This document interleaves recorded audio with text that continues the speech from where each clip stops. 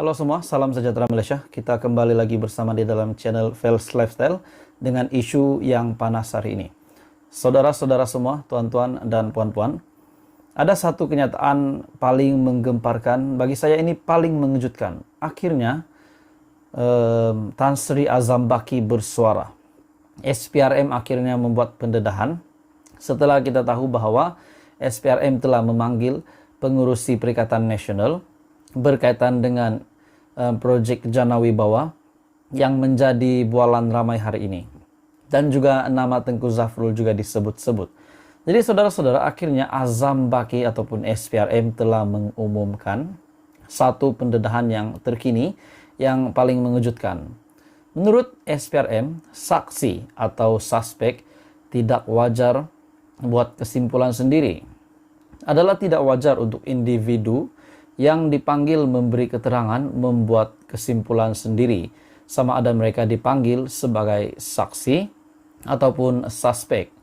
Akhirnya Ketua Suruhanjaya Pencegahan Rasuah Malaysia SPRM, Tan Sri Azam Baki berkata, menurut Seksyen 30 dalam kurungan 1 dalam kurungan E Akta SPRM 2009, seseorang pegawai Suruhanjaya yang menyiasat sesuatu kesalahan di bawah akta ini boleh memerintahkan mana-mana orang supaya hadir di hadapannya bagi maksud diperiksa secara lisan berhubungan dengan apa-apa perkara yang mungkin dapat pada pendapatnya membantu dalam penyiasatan kesalahan.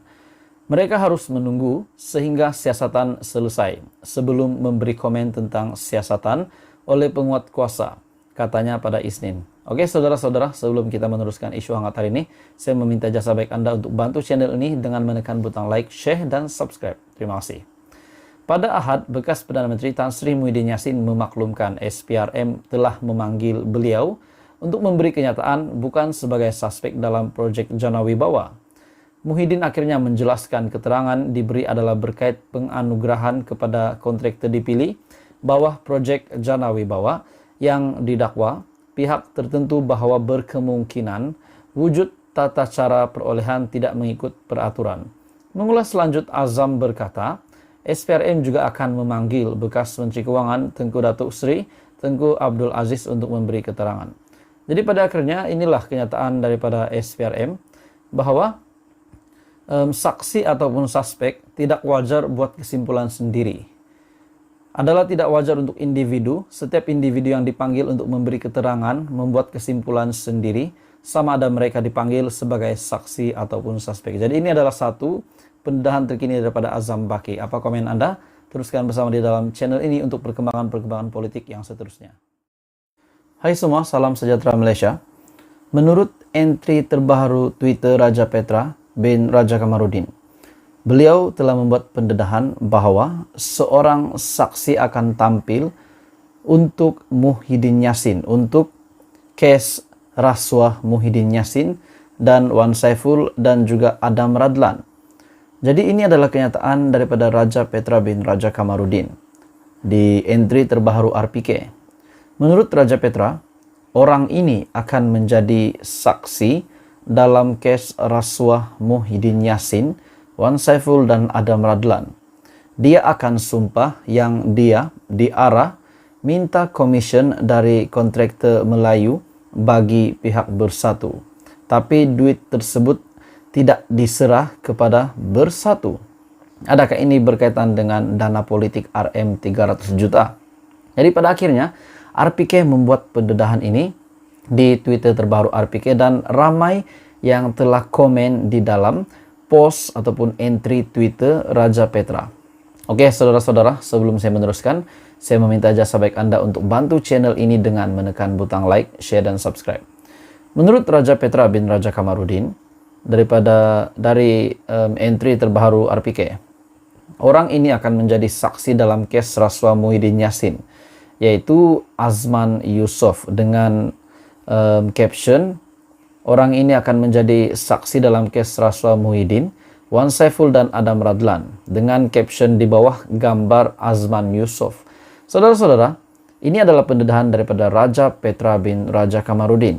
Dan pada akhirnya ramai yang telah komen setelah Raja Petra membuat kenyataan ini di Twitternya. Salah satunya, banyak kali kita jadi mangsa penipuan dan pembelotan. Kenapa ramai tidak serik dan percaya bulat kepada orang? Adakah kerana kita terlalu percaya dan tidak ada syak buruk terhadap sesiapa? Ada juga kata menyerang Raja Petra di ruangan komen berkata, "Kamu ingat orang Malaysia ini bodoh? Macam walaun dan walauntit, menurutnya macam pembaris. Benda simpel ada kuasa, semua pun boleh diarah." Ada yang kata, orang British tak payah sibuk pasal Malaysia. Pergi komen tentang hal-hal kat UK sudah. Berpijak di bumi yang nyata, jangan kone-kone kut terpaling auta. Jadi, kenyataan RPK ini telah menimbulkan banyak komen dari rakyat Malaysia yang telah melemparkan komen di ruangan komen di Twitter Raja Petra.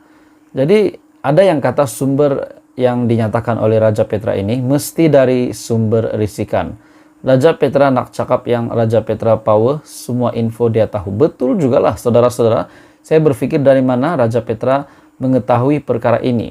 Terutamanya beliau berkata dalam caption di entry Twitternya, dia akan sumpah, yaitu merujuk kepada Azman Yusof, akan sumpah yang dia diarah minta commission dari kontraktor Melayu bagi pihak Bersatu. Tapi duit tersebut tidak diserah kepada Bersatu. Dari mana Raja Petra tahu bahwa duit itu tidak diserahkan kepada Bersatu?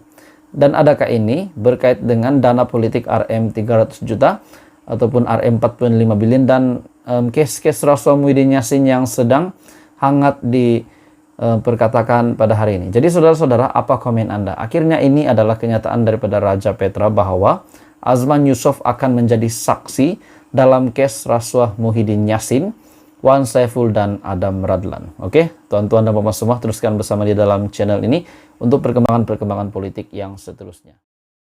Hai semua, salam sejahtera Malaysia. Saudara-saudara, apa kabar Anda semua? Oke, saudara-saudara, selamat datang ke channel Fels Lifestyle. Ada satu pendedahan terkini yang saya nak sampaikan kepada Anda. Ada satu insiden yang mengejutkan berlaku di Parlimen hari ini, dan saya rasa memang ramai yang tidak tahu. Dan saya membuat info ini supaya ramai juga yang tahu tentang ini, sebab saya rasa akan ada kebaikan untuk Anda semua yang menonton video ini. Terdapat satu insiden yang mengejutkan berlaku di Parlimen hari ini. Satu insiden yang mengejutkan di mana seorang pembantu ahli Parlimen, pembantu MP telah dihalau. Telah dihalau dari Parlimen disebabkan telah melanggar undang-undang Parlimen. Apakah undang-undang yang dilanggar? Mari kita teruskan. Tapi sebelum itu, saya meminta jasa baik Anda untuk bantu channel ini dengan menekan butang like, subscribe, dan kalau boleh Anda nak share, dipersilakan. Menurut artikel dari Malaysia Kini, pembantu MP dihalau dari Parlimen kerana skirt terbelah. Seorang wanita dihalau keluar daripada bangunan Parlimen kerana memakai skirt paras lutut yang terbelah yang mendedahkan sebahagian paha. Pengamal media yang kebetulan berada di tempat yang sama, lobi Parlimen, mendapati seorang pegawai keselamatan Parlimen meminta wanita tersebut untuk berbuat demikian. Menurutnya, bawa dia keluar, arahnya dengan nada tegas kepada petugas di situ. Wanita tersebut kemudiannya akur dan beredar daripada situ. Pengawal berkenaan enggan mendedahkan namanya. Tapi dalam pada itu, media pada mulanya menyangka wanita itu ialah pembantu Kelvin Yee ataupun Pakatan Harapan Bandar Kuching. Bagaimanapun, Kelvin Yee dilaporkan berkata wanita itu bukan pembantunya, sebaliknya hanya seorang pelawat biasa. Tiada sebarang rakaman gambar wanita berkenaan dibuat kerana pergerakan petugas media yang terhad di Parlimen. Berdasarkan etika pemakaian pelawat Parlimen, wanita yang berpakaian skirt perlu melepasi paras lutut. Panduan itu tidak dihuraikan lanjut, sama ada boleh mempunyai bahagian yang terbelah atau tidak.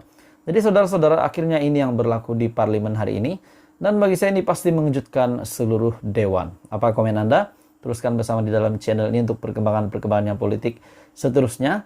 Jangan lupa bantu channel ini, tekan butang like, share, dan subscribe.